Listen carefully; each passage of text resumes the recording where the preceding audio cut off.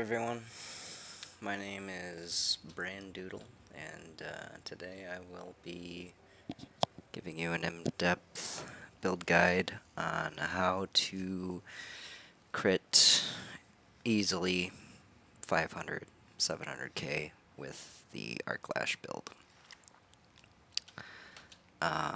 Mainly has to do with the Paragon board, but I'll go through my gear and my affix first. For the helm slot, best in slot is intelligence, total armor, basic attack speed, cooldown reduction. I put disobedience on this just to buff my defense by 50%, which will be capped out every time I alt. Chest slot always has to be Raiment of the Infinite.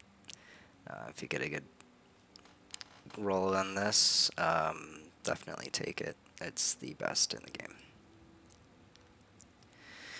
Glove slot. I take Flame Shield, lets you move unhindered through enemies. I have the minimum roll in this currently, but hopefully I will get 3-second cooldown on that, or immobilize. You're going to want to get intelligence, attack speed, critical strike chance, and lightning critical strike chance. Anything other than that, you're just going to be cutting into your DPS a lot. Temerity is my leg slot. I take this over the Frost Nova one, simply because with the teleport sucking in enemies, there's rare occasions that I'll need it to spread to anybody else. And this gives you a barrier up to 80% of your maximum health. So buffing your damage with barriers, deal increased damage while you have a barrier, is always up. It's up for 8 seconds, and you can crack a potion if you feel like it's going to come down in between packs. It's always up. Asu's Heirloom is going to increase your DPS by a ton. Gives you about 25% crit chance. Ton of movement speed, and on a lot of nightmare dungeons, after elites die, they like to explode, so giving the bonus movement speed after killing an elite is really nice. For the wand, I run deal increased damage to vulnerable enemies while I have a barrier. Not the best rolls on it, but it's currently my best. You would ideally take basic attack damage, crit damage, and lightning crit damage with vulnerability.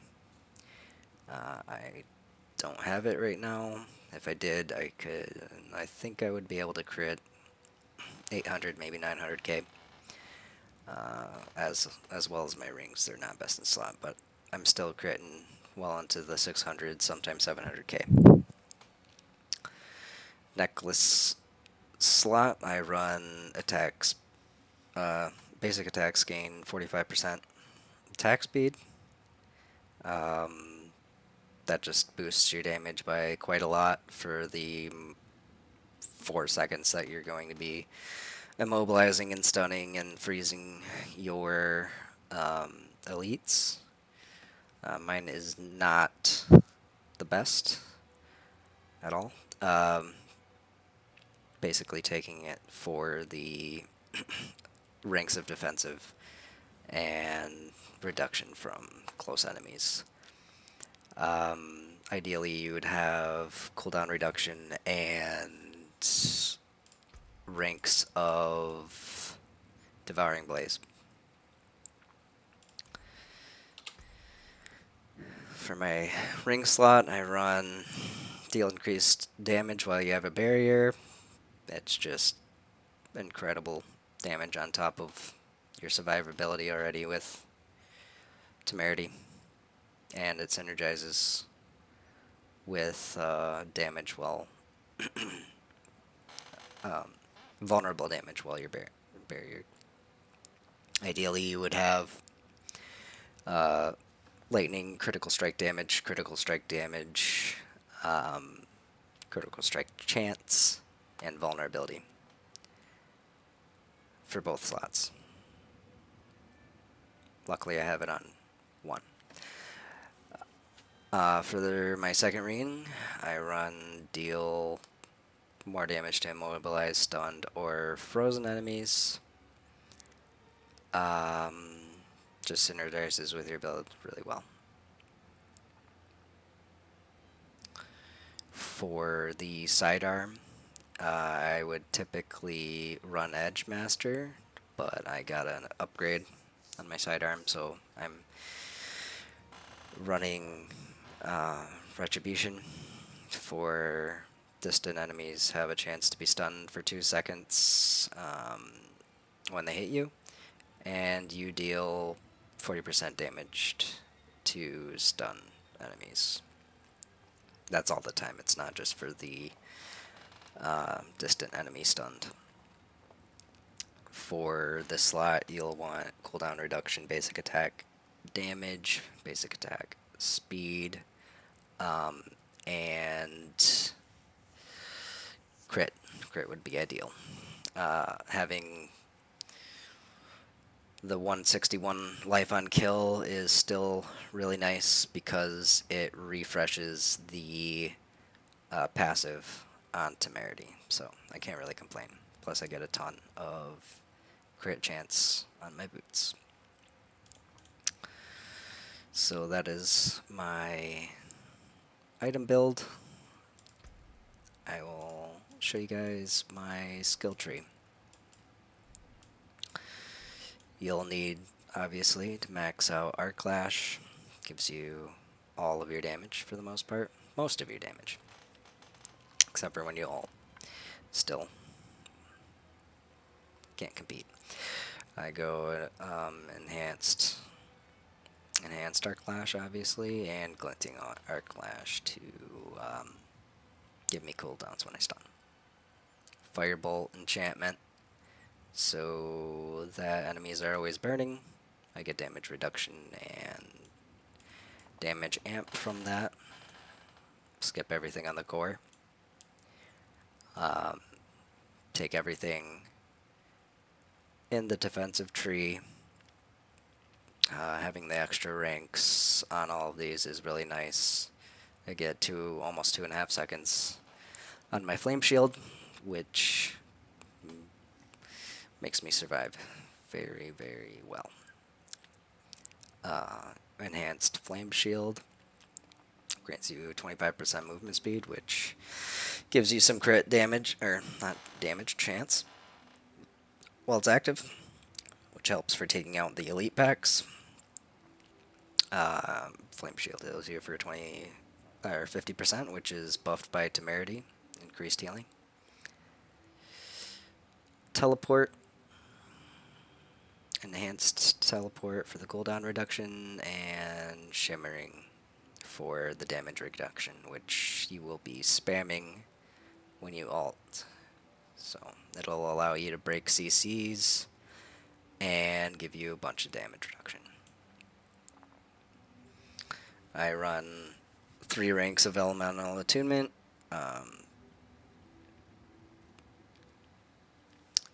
It's not really necessary. You can probably put it into Frost Nova. The extra ranks, just run 1 at least. Glass Cannon, I max that out for the 24% increased damage. Taking more damage, 12% more damage isn't really going to be game changing until way later dungeons. I've been getting through about 55. I haven't really pushed to 60 yet, but I will be doing that soon. I'll have videos up of it shortly, probably in the next week or so. Ice armor, obviously, is a great choice. I don't even really need to use it. The most times I use it is when it's against poison, because you can pop it and it'll tank all of the poison damage, which you can also use health pots to boost up that shield so it doesn't get to your health bar, so it will keep you healthy, which we'll get into later. Mana regen doesn't really matter, nothing really special. Enemies that hit you while ice armor is active have a 15% chance to freeze for 3 seconds, which actually procs a lot and is quite useful. It buffs your damage a lot too, just because of that. Frost Nova, obviously, for the freezing enemies and making them vulnerable for 6 seconds. Enhanced Frost Nova, Mythical Frost Nova.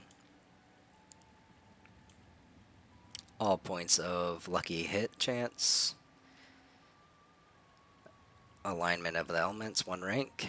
And since you have Temerity, it doesn't really matter if you don't need to take 3 ranks unless you're really struggling to survive. Conjuration Mastery, 3% increased damage for each active conjuration. When you're alting and you're attacking sometimes 4 to 6 times a second, you can buff your damage by 30% sometimes. It's usually around 15, but if there's a lot of mobs, it can get up to 30. I've seen multiple times. For the mastery skills, I put 3 into Icy Veil. Buffs all your barriers by 15% duration. Inner Flames, just to get to Devouring Blaze, which is going to increase your damage by at least 150, 200k. At least with my build currently. For the next slot, you'd like to double that to 150, if possible. I think that if I got that, I could crit easily 800, 900k. 1 point in Ball Lightning, just for the enchantment. Critical strikes have a 24% chance to spawn a static ball lightning.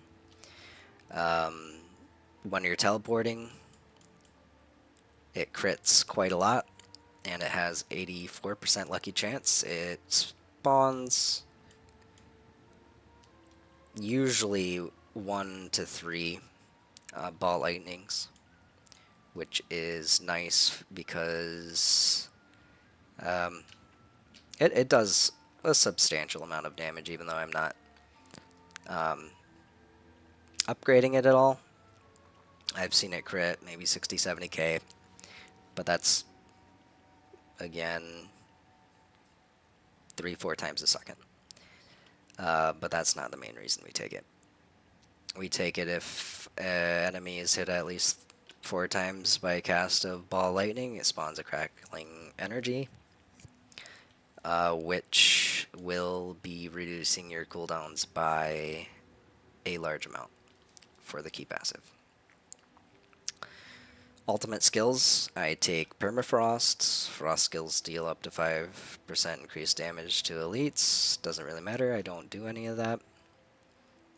But I'm here for Hoarfrost, 3 ranks of Hoarfrost. You deal 9% increased damage to chilled enemies and 18% increased damage to frozen enemies, which is a massive damage boost. Obviously, we run Unstable Currents. Take Prime Unstable Currents for the bonus attack speed. Gigantic.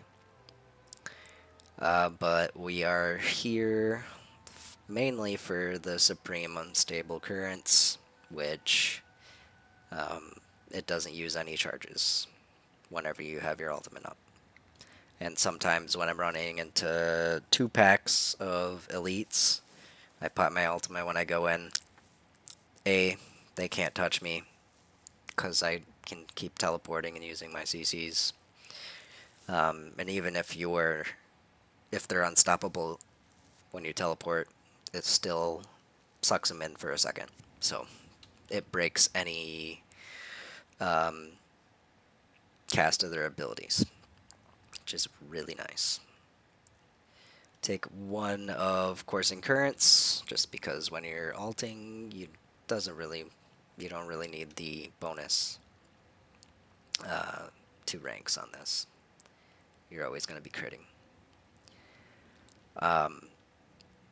3 ranks of Electrocution for the damage reduction from critically struck enemies. The key passive, we go with Overflowing Energy. Again, when you're taking on packs of 3 or packs of 6, well, you can only hit 4 enemies at a time, I believe, maybe 5. But that's still 1 second every second you're in combat. And I've had this come up before it has ended on a few occasions when killing multiple packs. And what we're really here for is the Paragon tree. I've seen a bunch of guides and I've tried them all out, and I was only maxing out at about 160k, maybe 200k on a good day. And this Paragon board is by far the best that I've used. In my first board, I go with Exploit. I don't really put it in my next board that has a lot more dexterity just because it's a marginal increase. I think when you max it out, it's about maybe 10-15 more vulnerable damage. And we'll get into one of my boards later that gives me about 80 vulnerable damage to vulnerable enemies. I'll show that as I go up. So first glyph, Exploit, for the dealing damage to vulnerable enemies, increases your damage by 1% up to 10, which is pretty much instantly when you ult. Come up here for your dexterity nodes and into your first board, which will be Burning Instinct.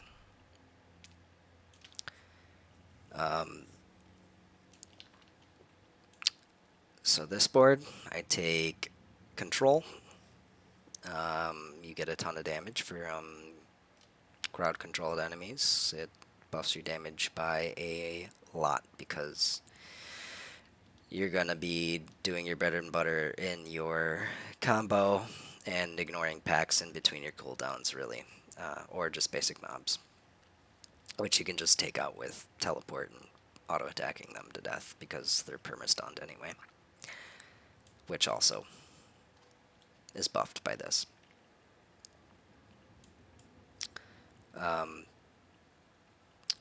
I run up here for the attack speed nodes. Those are really nice. On Arc Lash, obviously, your main damage source is your attacks. But this node right here is really, really nice. Lucky hit up to 20% chance to execute injured non-elites, which procs very, very often with Ball Lightning as your enchantment. After that, I run up, grab Kindling, 20% damage to burning enemies, 16% damage to elites. Grab all the nodes around it, damage to elites, damage to burning. Past that, I run up to Safeguard for the 100 armor, which is a ton, with damage reduction from elites, which helps you survive quite a bit. Damage reduction from elites, armor, damage reduction from elites, more armor. After that, I don't go right first. I take my left board, which is going to be Elemental Summoner. First, we'll take the attack speed. You don't really have to go for this first, but you definitely do before you have to leave the board. Actually, I might even skip this to get to this node, which is your main damage source, Imbiber. It's maxed out, gives me 106.9% damage while healthy, which is almost all the time unless I mess up. And this literally doubles your attack damage. So it's almost 12k right now. I'll take this off real quick. 6k. Literally doubles my attack damage. That's why I maxed that out first. Where am I going? Right here. Okay. In this board, obviously grab all the willpower you can. We're just here for the attack speed and the amount of willpower you get out of this tree. You also get a lot of non-physical damage. You want to take these, it's 30%. Resistance is not really needed, but 20% is crazy. This is going to be your third board. After that, we run back right. Come all the way over into the Frigid Fate board. Come down and grab Tactician. This is giving me an extra 25% vulnerability, which is almost as much as my level 18, I believe, exploit glyph.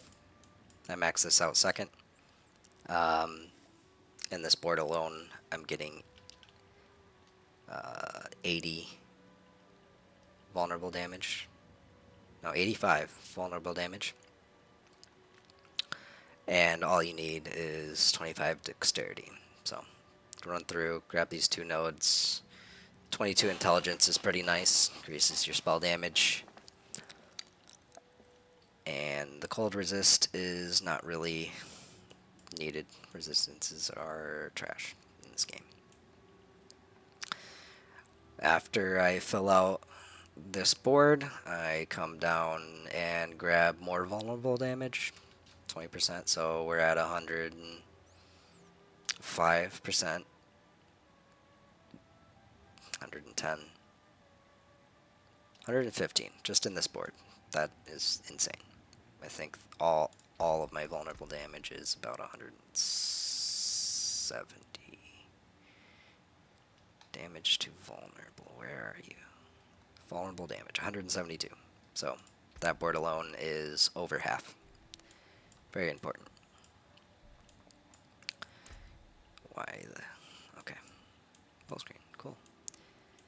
Alright, after this board, we're going to swing back left, go up top. I've been debating on what I'm going to put in here. I'm thinking Just because I'm pushing higher tier, I might go with Territorial for the 10% damage reduction from close enemies. Relatively low cost on 25 dexterity is pretty easily met. Or you can run Enchanter for the non-physical damage. I don't think that that's going to be the best idea, just because it gives you 13% resistances to electricity and fire. I don't think that's necessary, so I'm probably going to run with Territorial, just for the extra survivability.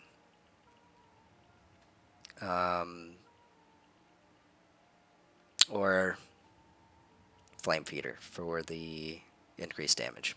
It'll be between these two, depending on what I think I need. Right now I'm running 55-ish Nightmare Dungeons. I haven't failed one yet, so. And I'll link a video this week of me running 153, or not 153, Nightmare Dungeon 53. Deathless. Blind Burrows. And this board, you're going to want to grab non-physical damage. The dexterity is not going to be met, unfortunately, but if you can get it in your armor, that's nice for the extra 10%. It's not really necessary, though. Grab these non-physical damage nodes. I'd probably just grab all the dexterity nodes, too, just because you're going to need 20, the most you can get out of here for Territorial or Flame Feeder.